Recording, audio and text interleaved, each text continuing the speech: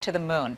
A space policy expert told Space.com that plans are in the works by NASA to set up a manned outpost just beyond the moon that would help scientists learn about deep space travel and eventually be used as a staging area for future missions to deep space. Former astronaut and International Space Station Commander Leroy Chiao is joining us to explain all of this to us this morning. And I wanted to start with the location because this is interesting. NASA has in mind for this outpost to be in an area that is beyond the moon. It is called Earth-Moon Libration Point. The spot is about 38,000 miles from the moon, 277,000 miles from the Earth, further than any manned space mission has ever gone before. Sounds really far. What is special about that, and why build an outpost there? Well, there are a number of different libration points, Earth-Moon libration points, and it's basically a libration point is the point where all the forces on a spacecraft or an object are pretty much in balance, and so it would take very little fuel to keep an object in that area.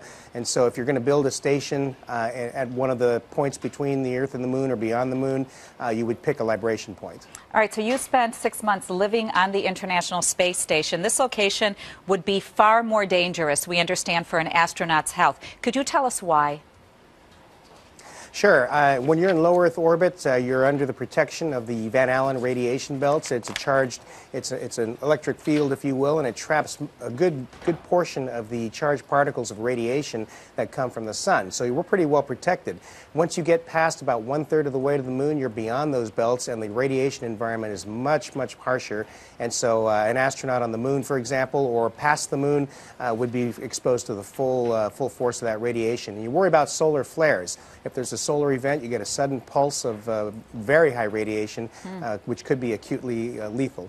So you actually think that it would make more sense to build a man-tended base on the moon. Why is that? Well, you can do so much more on the surface of the moon. I mean, the biggest technical challenge to traveling beyond low Earth orbit and farther is our biomedical issues. And so, you know, you've got to figure out how do you keep astronauts healthy in that environment. And so a station like that would help you to study that, but you'd also get the same effect on the moon. If you build a crew-tended base on the moon, you could also test other operational things. You could test your hardware, your habitats, your spacesuits, your rovers, operations concepts. So you'd be killing, you know, more than one bird with that stone.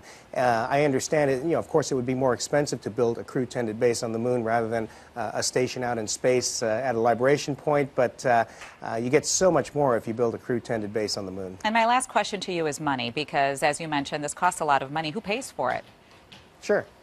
Well, of course, the government, the taxpayer would pay for this, but I want to remind you, NASA's budget historically has been, you know, right around or less than 1% of the federal budget. So, you know, even with that, we are able to do what we do, and you know, I don't want people to get this misperception that a significant portion of the budget goes to the space program, because it doesn't.